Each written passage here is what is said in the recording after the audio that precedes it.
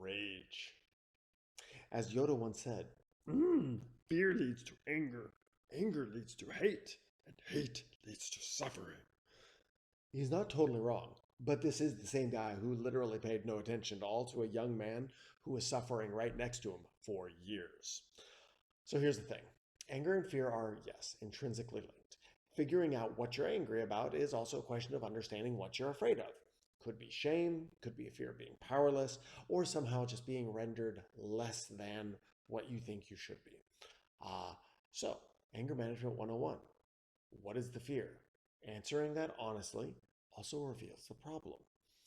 Now, obviously, there's going to be a percentage of people who are suffering hormonal imbalance or a TBI or another serious mental health issue, but don't confuse someone who gets angry very easily with someone who has a medical condition either. Tracking frustration or rage is both simple and hard. It's kind of like saying, hey, go climb that mountain over there.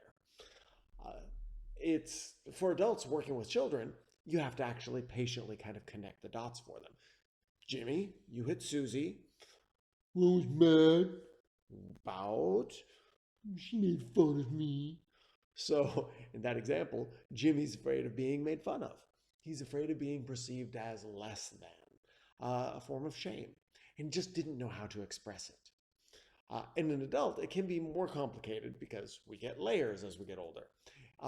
It's oftentimes, however, still akin to a loss of a measure of power or control associated with a fear of not being good enough. Um, in essence, trying to measure up to some sort of fictional standard of excellence.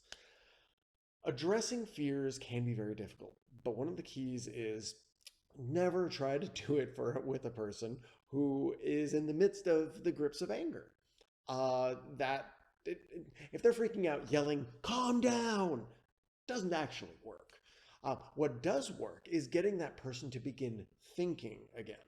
Assuming they're even remotely responsive, you can start by finding out what they're angry about and go from there.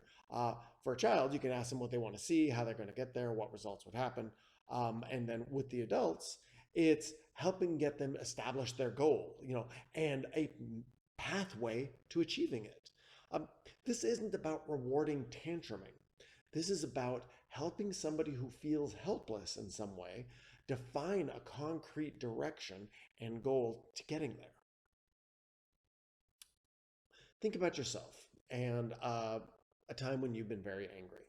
It's frustration, it's energy unspent, it's directionless.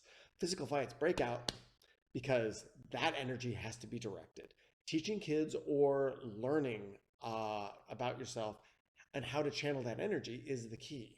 There's nothing actually inherently wrong with being angry. It's useful.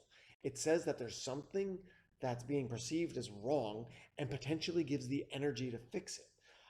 Learning how to use that energy constructively and learning what's causing that frustration gives the roadmap to solutions and enables a person to gain practice and experience in going through what can otherwise be an overwhelming feeling.